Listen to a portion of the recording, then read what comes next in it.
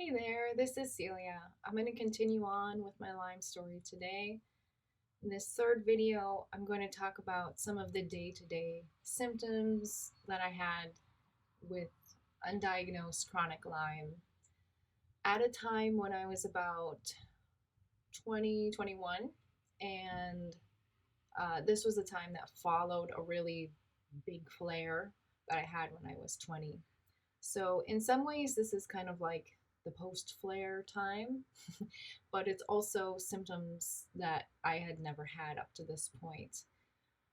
The point of this video is not to be like a symptom checklist for what it's like to have Lyme and the co-infections. It's less about that because symptoms can just vary so much from person to person and even within the same person through different parts in their experience. But more so, I just want to shed light on more of the daily life aspect of what it's like to have chronic Lyme. It's these daily experiences that end up shaping who we are and our beliefs about ourselves and our self image. And, it's the everyday little things that culminate into essentially our life. Those little moments are what define it. And the day to day symptoms are no less important and no less valid than a time that we might have a really big flare or just even a regular flare or some sort of extreme emergency situation. Each is as important and defining as the other. You don't need to only have big flares in order to be struggling with a chronic disease or illness, chronic infection or pain, whatever it is. And this also got me thinking, why do we talk about flares in relation to some symptoms but not others? Because in this time period I'm going to talk about, I had a huge flare in insomnia, but I usually don't say an insomnia flare. I don't call that a flare. Maybe I should, maybe other people do. But even some of the terminology that we use isn't necessarily reflective of how impactful these experiences can be on us. All right, so let's get into it. To set the stage of what was going on coming into this time, like I said, I just got done with a big flare. You can hear about that in the last video. And my regular resting state of health was wrist pain and feet pain that I had had since I was 16 and 14 respectively, and I was 21, so a good 7 to 5 years so far of having that. I had back pain and spine pain. I had severe dysmenorrhea, which is different from having Lyme, but I do believe Lyme impacts the severity of the pain that I had. I had chronic colds, flus, and a chronic sore throat. I had sleep paralysis. I was getting over that at this time. It still continued occasionally, but I definitely had disturbed dreams, and nighttime was not a relaxing, regenerative time. It was continued to be stressful with disturbing dreams. I had chronic fatigue and chronic sleep disturbance and insomnia since I was 12. It was probably my first Lyme and co-infection symptoms that I had. So yeah, that was always something that I was dealing with. General body pain and yeast, which I had for about a year and a half, maybe 2 years to really get over that. And it was definitely a big player in the time period I'm going to talk about today. Okay, so after my big flare, that lasted about 4 months or so when I was 20, during like a fall winter period. In the spring, things started to settle down, and the yeast went from being very high I would say like a 9 out of 10, driving me absolutely freaking bananas. And it went down to maybe a 6 out of 10. And perhaps that was from implementing kind of like a yeast free diet and taking some different herbs and supplements for the yeast, cutting back on sugar. So, yeah, finally the yeast ramped down. And when that ramped down, the sleep paralysis that I was having on a daily basis and the disturbing dreams from dead people also went down. So, I started to get more sleep.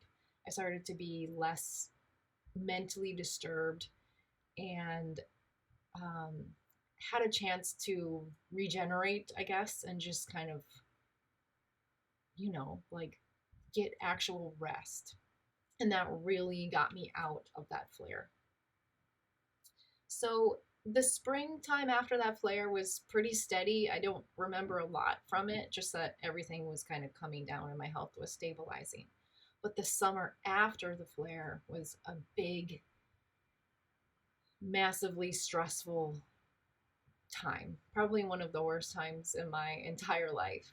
And before I get into what was going on with me physically, I, in preparation for this video, I felt a lot of frustration and frank anger and rage towards my 20-year-old self because for some reason I decided to get ahead with school and sign up for summer school classes at my university. The thing is, I didn't need to do that. It was not necessary. I just, for some reason, thought that I should or I wanted to. I don't even know where this motivation came from. I was not pressured by anybody anywhere to succeed. I didn't have anybody breathing down my throat. I was really independent. I didn't think I needed to be successful. I never stressed about grades or what people thought of me on a school successful level. So it was all internal. And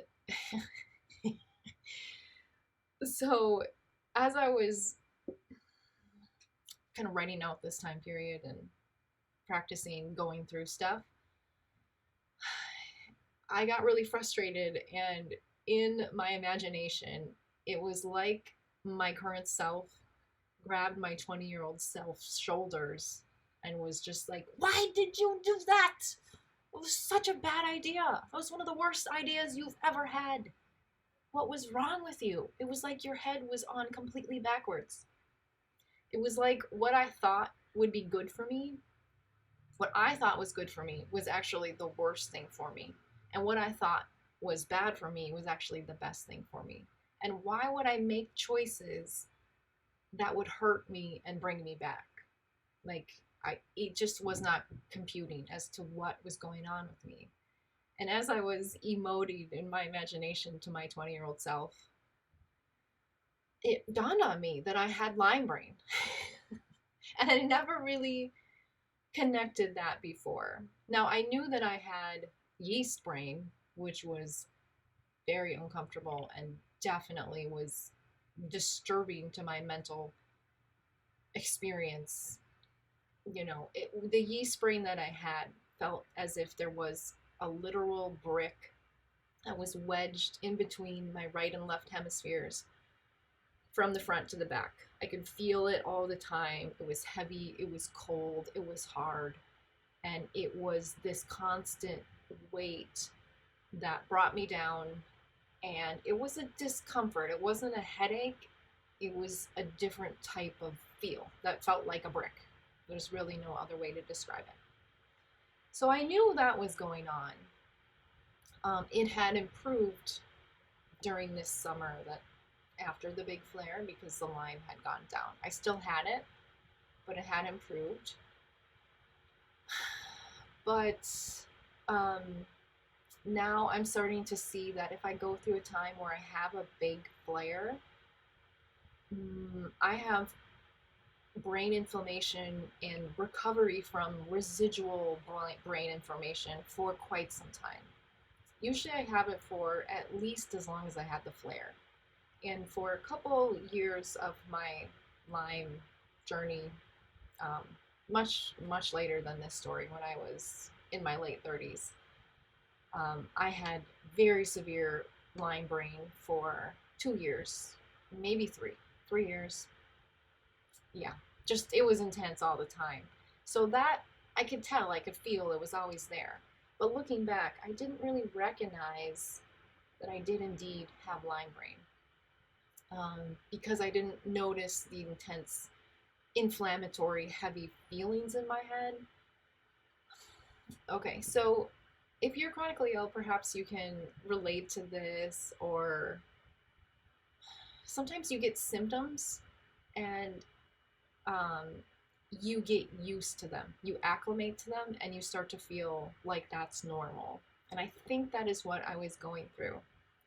I had, the Lyme, the yeast brick in the head feeling that was very overt and hard to deal with. At, like I said, a 9 out of 10 level, so pretty high. And when it came down to a 6 out of 10, it was still really high and really impactful, but it felt so much better than the 9 out of 10 that I kind of discredited it.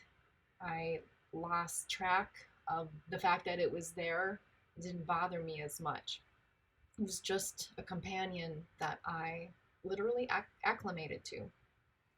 So I think that is what was going on. And when I have Lyme brain now, I can tell that what I do is make bad decisions, and I'm very inept at planning things long term. And as I say these words, bad and inept, I don't mean to be judgmental or punitive to myself. It's just an observation. Yeah, it's not bad or good or whatever. It's just the way that it is. I just am not capable, basically, of planning long term. And I don't think logically. That's what it comes down to. Like, I think something is good for me, and then in reality, it's not. And that's exactly what happened during this time. So the thing that I did that was so detrimental was signing up for summer school. And summer school started at 7 a.m. every day, Monday to Friday, and went on until 12, all summer long. And I had a couple jobs. I was piecing together very, very part-time work to kind of make one part-time job. And one of them was at a restaurant, and I wouldn't get home until 11:30 at night. So being somebody with chronic insomnia and fatigue, like, it's just not smart to sign up for a 7 a.m. class. I would have to get up at probably 5:30 to get ready. It took me a half hour to walk to school. And I wouldn't fall asleep until after midnight because it takes me forever to fall asleep. On a good day, at least an hour. But when I'm in an insomnia phase, it will take me hours and hours to fall asleep. So that's what happened. I started to not sleep. So I had multiple days a week where I couldn't sleep all night long. Now, there might be like one night where I didn't sleep all night long, and then the next night I fell asleep at 5 a.m., which is pretty much not sleeping all night long, unless I slept through my class or whatever. But really, that would only give me like an hour before I had to go to school. And then the next night I might not sleep until 4 or something. So maybe it's not a totally awake for 24 hours. And sometimes I would nap during the day if I could. But for the most part, I was not able to sleep at night, and it was very, very challenging. And this intensified my fatigue to a crazy new level. Okay, there was something else that this Lyme brain, poor decision making did, invited into my life, and that is I picked up another job because I realized that if I took another class, I could be considered full-time student during the summer, and then I could get different financial aid, and then I could also be eligible for work study. So I picked up this really ridiculous job that was like an hour here, an hour there, an hour and a half here. And so I never had like chunks of time where I could go home and sleep before my other two jobs. I was just running from place to place to place to place all the time, and I didn't have food enough. I'd be like scrambling for meals at like a convenience store. or like trying to nap like in a park somewhere, and it was just a wreck. I had no grounding, and within probably 1 week of summer school starting, I was an absolute positive literal wreck. This is the most devastated I've ever felt. Just not being able to sleep, basically, and having so many responsibilities. So I remember going for walks and trying to enjoy nature, or hang out with friends, do things that I liked, hobbies, hanging out with my dog, and all of it I couldn't enjoy. I couldn't enjoy any of it. And there was always this voice screaming in the back of my head, like, "What are you doing awake? Why are you standing on your own 2 feet? This is absolutely preposterous. Go to bed, tuck into a hole, don't go to school, go home, take a year off. You cannot go on like this. You cannot." But I just didn't have the wherewithal, having just turned 21, I guess, and having the Lyme brain, to really realize that I had any power in this situation. I just thought this is the way that life was and that I would have to endure. Like, I just can't sleep. I'm tired all the time. I'm just going to have to get used to life being like this. Um, if I wanted to participate in life, I would just have to suck it up and suffer. So that was how chronic illness was affecting me at that time. Now, it would be one thing, like maybe I could get through the summer being so exhausted and not sleeping and being just worn to a frazzle and having absolutely no joy and being so sad and withdrawn and not loving anything. Like maybe I could get through a summer like that, but it didn't stop there because I was so exhausted and worn out. My nervous system was absolutely fried. Because when I get tired, I get wired. I think the type of insomnia that I have as somebody who's had Lyme and the co-infection is essentially cytokine-induced insomnia. It's very inflammatory, and it just ramps up and just is a lot of stress hormones and inflammatory cascades going on nonstop. So it's very, very draining. And then during the day, I might be able to get a nap in, I might be able to sleep in, but essentially stress hormones come on to help me get through the day. I run on adrenaline, and then I cannot relax at night, and I become so tense in my muscles that just laying on the bed is painful, and I toss and turn and just turn into a big ball of tension. There's no way I can drift off. So yeah, Tired and Wired was the name of the game.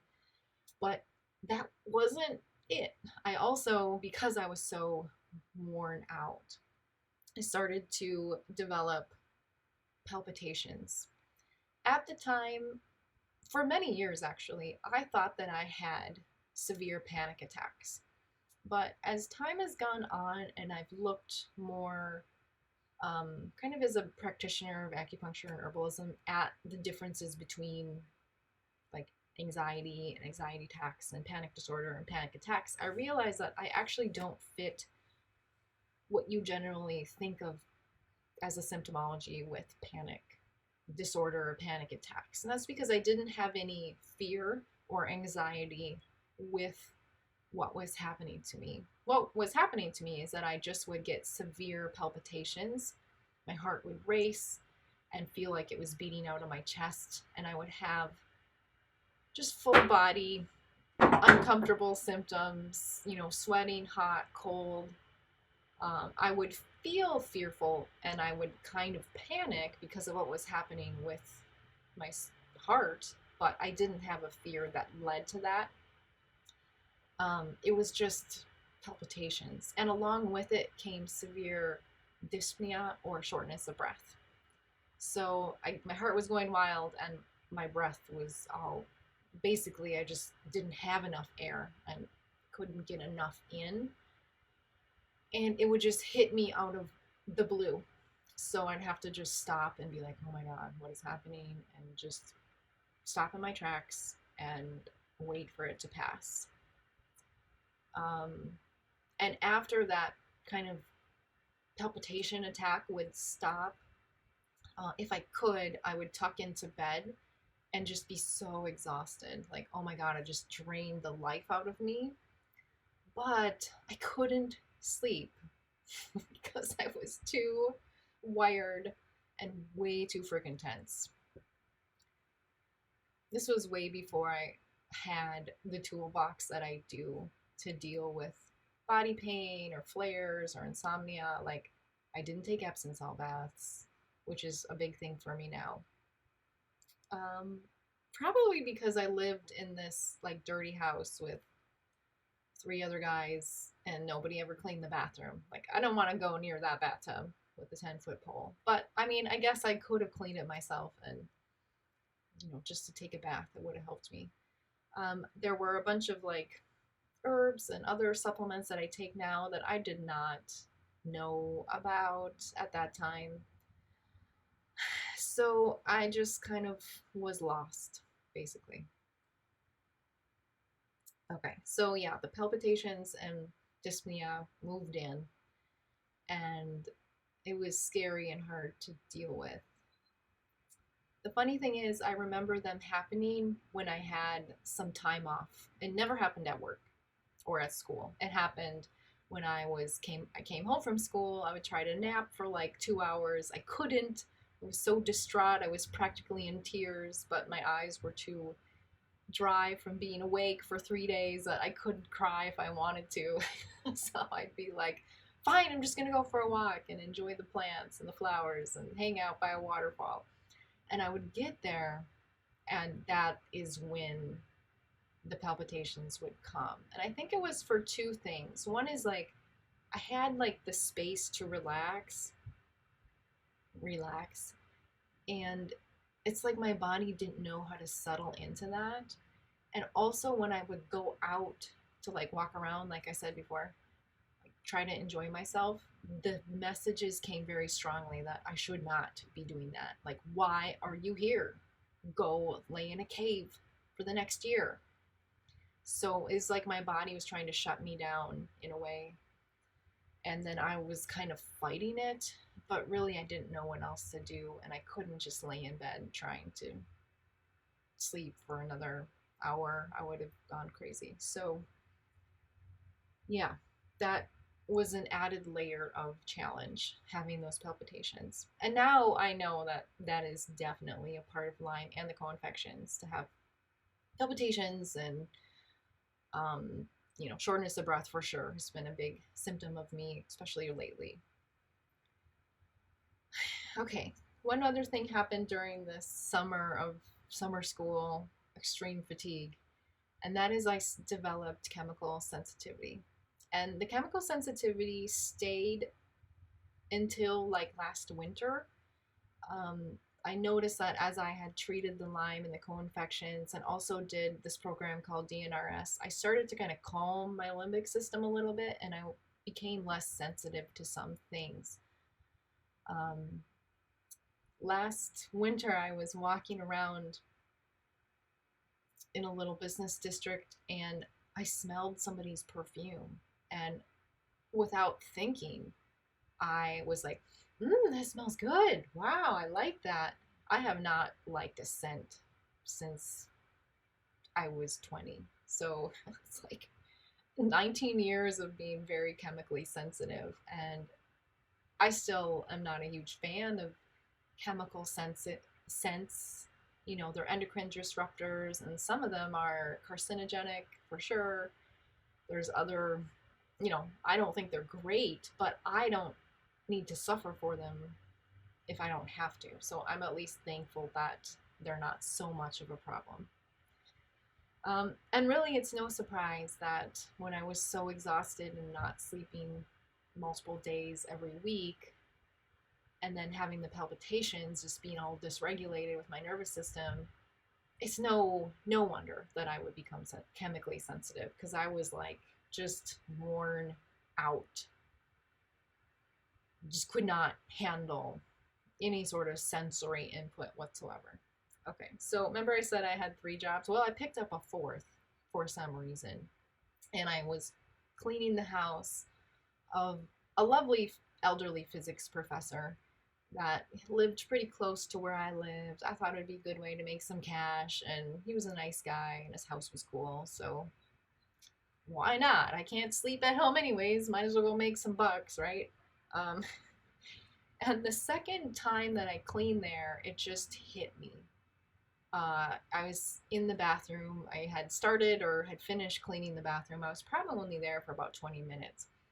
And I smelled the chemical smells of like the toilet bowl cleaner and bleach and I don't even know what else. They use just typical cleaning products and they all just hit me.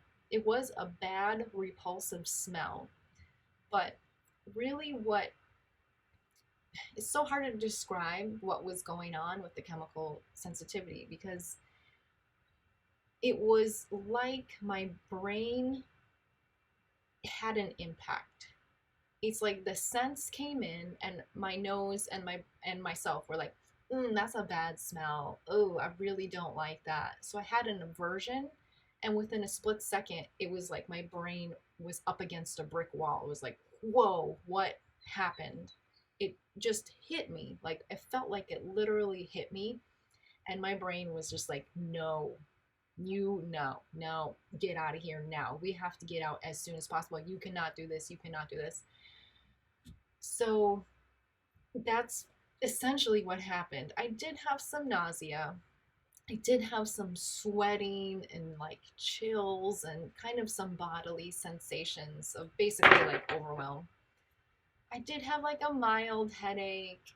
Um, like I said, then smell bothered me. My eyes kind of stung, but it was basically a message that my brain was telling me, and it was forcing me to get the hell out of there as fast as I could. That this was harmful, and never to go back here again. And that's what I did. I was like, I'm sorry, I can't do this. I can't handle the chemical senses. I suddenly just got really sick, and the smell got to me. I don't think I can do this anymore. And they did buy some kind of natural cleaning stuff at the co-op, and I came back the next week and tried it, and I couldn't do it. It hit me again. Not as severe, but I got the strong message not to do this. Perhaps it was like the smell of the regular cleaning products was still lingering, might be part of it, but I think that the smells of the new cleaning products bothered me. Like it didn't matter if they were chemical or natural, whatever. Like it was still a smell, and my brain was like, no, you can't do it.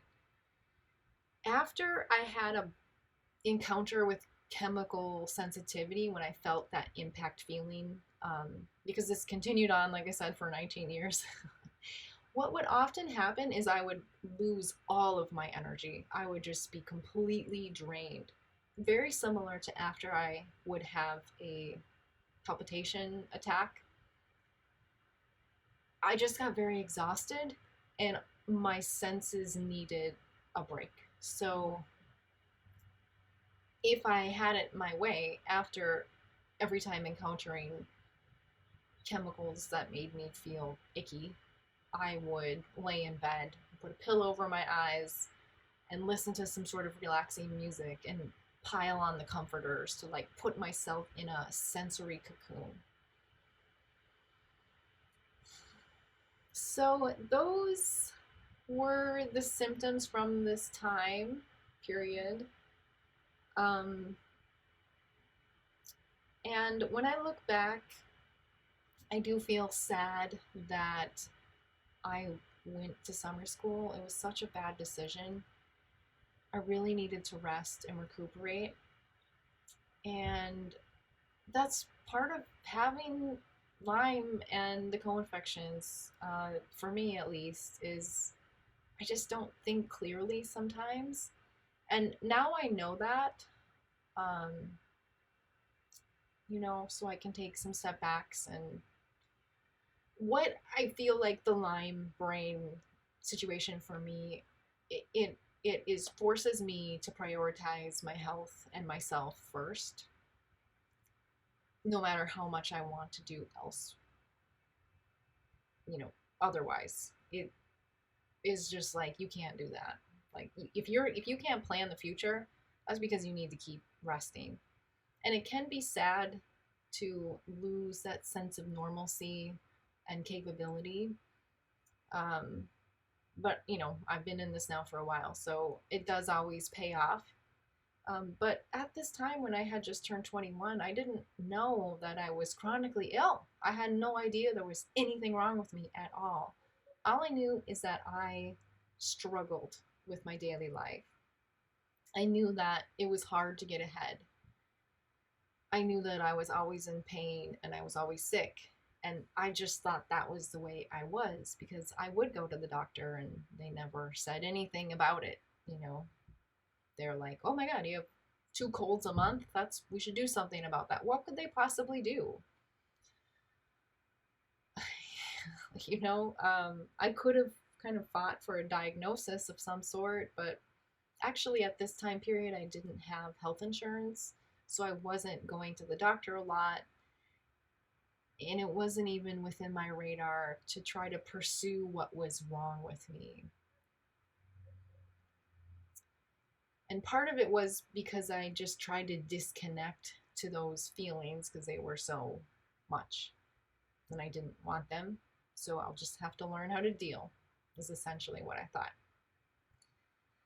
So if you know people in your life that are going through Lyme brain or whatever it is, I think it's important to keep in mind that after a while, I think many people start to see their patterns and they can get on top of it. So it's like, oh, I made a mistake. For myself, I was like, I made that mistake when I was 20. I'm not going to do that anymore. I'm going to prevent that.